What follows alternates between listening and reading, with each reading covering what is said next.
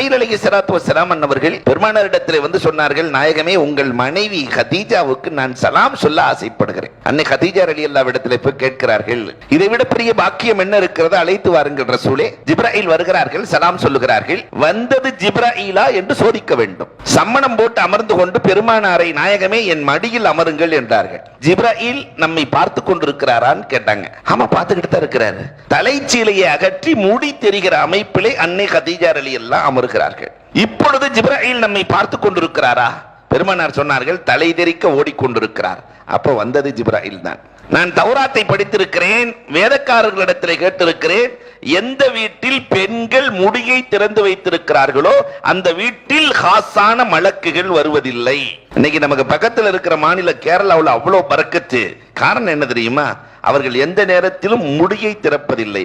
இனி வாழ்நாளில் நாம் முடியை மறைத்து வாழ வேண்டும்.